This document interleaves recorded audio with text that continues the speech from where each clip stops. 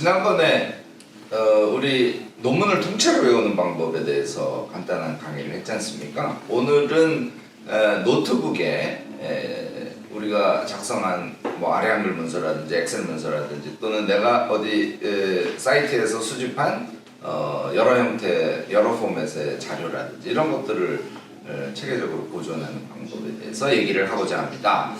제가 왜 이 이야기를 하냐면 제가 기록학이 전공이잖아요. 기록학이 사실은 굉장히 우리 삶에 유용한 그런 팁들을 제공할 수 있는 그런 학문이에요. 노트북에 우리가 이제 데이터를 저장하는 행위 있지 않습니까? 그거는 넓게 보면 예를 들어서 국가가 수행한 업무를 아카이빙하는 그런 일과 논리적으로는 동일한 체계 속에 있습니다. 왜냐하면 내가 국가라면 내가 한 일을 노트북에 저장하잖아요. 국가가 기록을 저장하는 것과 동일한 차원의 이야기라는 거죠. 기록학에서 다루는 몇 가지 핵심 이론이 있어요. 저한테 5분에서 10분 내로 기록학의 기본 이론을 다 배우실 수 있어요. 지금부터 시작해 보겠습니다. 기록학에서 제일 중요시하는 것은 기록이라는 게 엄청 수가 많지 않습니까? 그 수가 많은 기록들 중에 아주 중요한 거, 에키스죠. 걔를 뽑아내는 거예요. 그게 기록학 이론의 출발입니다.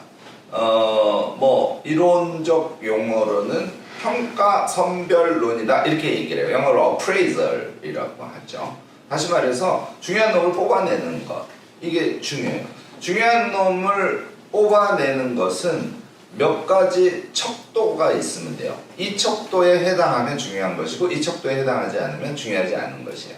뭐 이렇게 할 수도 있고 개인의 노트북의 데이터를 평가할 때는 스스로 직관적으로 알 수 있어요. 아, 얘는 되게 중요해. 아, 얘는 내년에 꼭 쓸 것 같다. 얘는 죽어도 안 써. 판단하시면 돼요. 근데 중요한 것은 appraisal, 다시 말해서 평가하고 선별해서 버리는 작업을 하느냐 하지 않느냐의 차이입니다. 이 부분이 노트북 데이터를 관리할 때 얼마나 중요한지 이따가 여러분들은 깨닫게 되실 겁니다.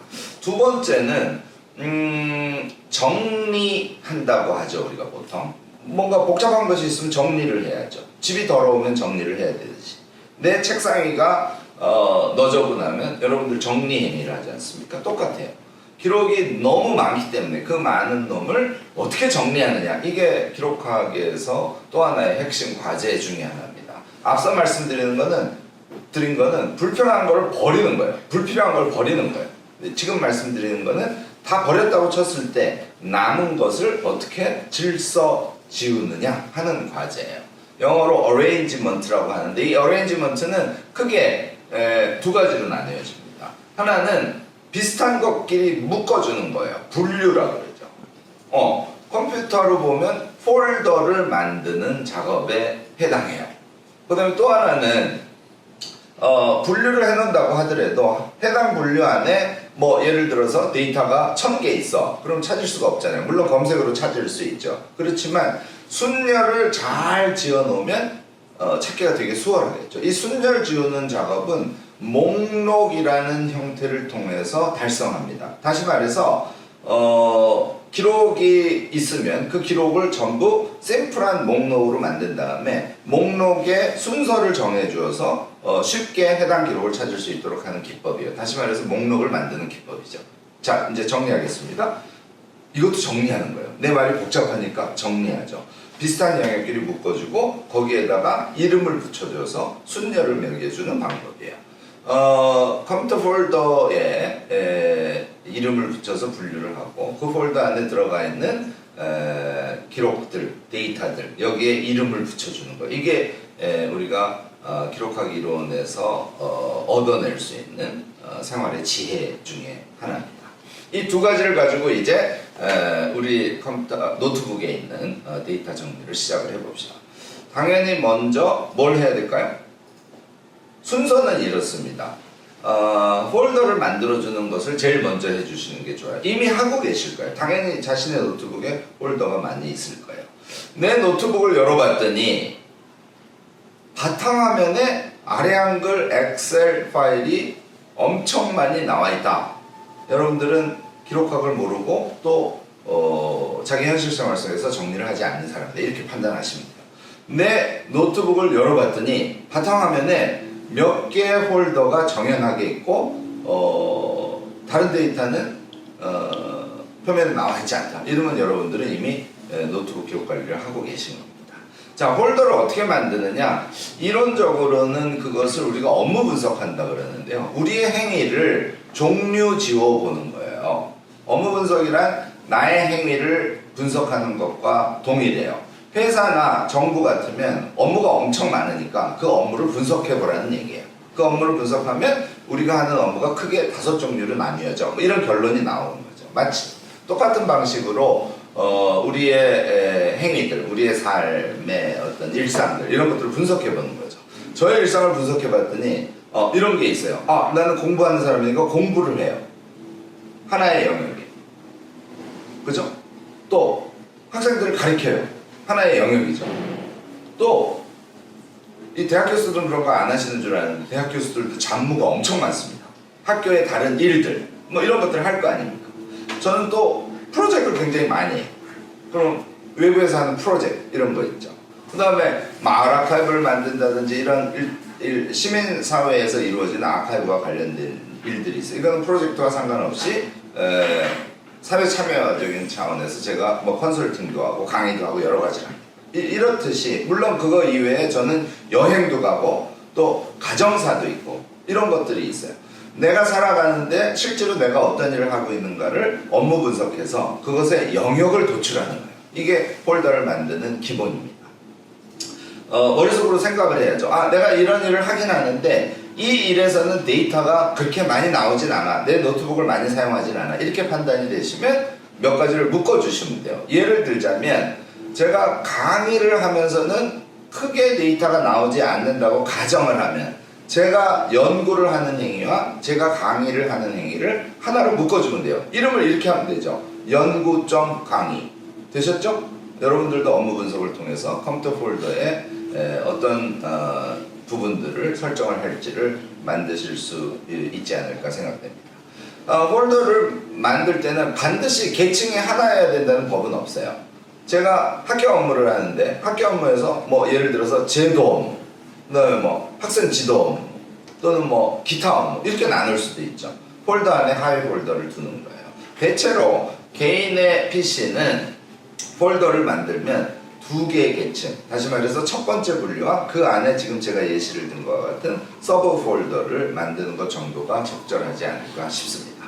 자, 이렇게 만들어 놓은 다음에 이미 내 노트북에 데이터가 엄청 많잖아요. 걔를 폴더에다 다 우겨 넣으세요. 두 번째 행위예요. 그것까지는 하실 수 있겠죠. 시간을 투여해야 됩니다. 적어도 제 경험상 노트북에 많은 데이터를 갖고 있는 사람들은 한 2시간에서 3시간 정도 시간이 소요됩니다. 왜냐하면 이 파일이 어느 폴더에 속하는지를 판단하려고 할 때 좀 생각을 해야 되거든요. 경우에 따라서는 얘를 여기 넣을까 쟤를 저기 넣을까 하는 고민을 하시게 돼요. 그런 것을 포함해서 시간이 좀 소요된다고 볼 수 있고요. 그 다음 다 집어넣은 다음에 뭘 하실까요? 지우는 작업을 해주셔야 됩니다. 어프레이저예요. 이거는 내가 절대로 쓰지 않을 것 같아. 얘는 찾아서 다 지워주세요. 두 번째 단계입니다. 세 번째 단계는 이름을 지어주는 거예요. 얘가 목록을 만드는 것과 동일한 효과를 갖는데요. 이거는 결론부터 말씀드리겠습니다. 제일 앞에 연도를 쓰시는 게 좋아요. 2019년 오늘이 며칠이죠? 9월 27일. 그러면 여러분들 귀찮다고 20 빼고 19 이렇게 쓰지 마세요. 2019 09 29일 29 이렇게 치세요. 제일 앞에 날짜를 치시는 거예요. 그 다음에 언더바를 치고 그 작업을 한 것의 주제명을 쓰세요. 유튜브 3회 촬영 이렇게. 그 다음에 더 필요하면 다시 언더바를 쓰시고 서브 주제를 써주시는 거예요. 오늘은 컴퓨터 정리법에 강의를 했으면 컴퓨터 정리법 이렇게 쓰시는 거죠. 그 뒤에 필요하다면 상대나 또는 장소나 뭔가 필요한 정도를 쓰시면 돼요. 언더바를 3개 정도 쓰는 것이 제일 효과적입니다. 필요하면 5개를 쓰셔도 돼요. 지금 컴퓨터에서는 타이틀이 긴 것을 보는데 큰 이상이 없죠. 어떻게 보느냐 물어보시는 사람도 있을 수 있어요. 뭐 간단하게 말씀드리죠. 어떻게? 마우스를 잡아서 필드의 장을 넓혀주시면 되죠. 여러 가지 방법이 있어요. 쉽습니다. 그렇게 해서 이름을 다 정해주시면 기본적인 작업은 끝납니다. 여기에서 마지막 팁이 제일 중요해요. 이 제가 쓰는 방법인데요. 자, 이제 이런 문제가 있어요. 우리가 업무 분석을 해서 폴더를 5개를 만들었다고 칩시다. 그러면 사람의 일상의 루틴이라는 게 오늘 하루 동안, 오늘 하루 내가 노트북을 이용해서 뭔가 일을 하는데 1번 폴더의 일도 하고 3번 폴더의 일도 하고 5번 필드의 일도 한다고 쳐봐요. 그러면 노트북의 폴더 안에 들어가 있는 것은 노트북을 켰을 때 바로 직관적으로 확인이 되지 않기 때문에 일을 연속적으로 수행하는데 좀 불편하다 이런 느낌을 가질 수가 있어요. 그래서 저는 업무 분석에 의해서 폴더를 다 만든 다음에 반드시 한 가지 폴더를 더 만듭니다. 저는 이름을 진행 중이라고 해요. 그래서 진행 중 폴더에는 현재 완료하지 않고 내가 진행하고 있는 것을 하위 분류 폴더 없이 집어넣어 놓습니다. 노트북을 켜면 저는 항상 먼저 진행 중 폴더를 열어요. 그러면 내가 하고 있던 일이 뭔지가 파일의 형태로 그 안에 존재하게 되는 거죠. 그걸 열어서 저는 다시 일을 시작하는 거예요. 일이 끝나면 어떻게 한다고요? 파일 작성이 끝났으니까 이거를 기록하게 전문 용어로는 declare 한다 그래요. 그러니까 얘는 내가 업무가 끝났다고 선언하는 것이기도 하고 내가 앞으로 보존해서 사용할 파일이 성립되었다는 것을 선언하는 것이라는 의미도 돼요. 그래서 기록학에서 얘기하는 declare, 다시 말해서 해당 일이 끝나고 파일 작성이 끝났으면 걔를 어디로 옮긴다? 자기가 설정한 업무 분석에 의해서 만든 분류에 해당하는 폴더에 적정한 곳에 그 파일을 올리는 거예요. 이 작업을 하면 여러분들은 항상 편안하게 노트북을 열어볼 수 있습니다. 나는 정리가 된 사람, 이런 작업을 하실 수 있게 되는 것이죠. 제가 권하는 것은 6개월에 한 번씩 반드시 어프레이저를 해주세요. 시간 많이 든다고 생각하지 마십시오.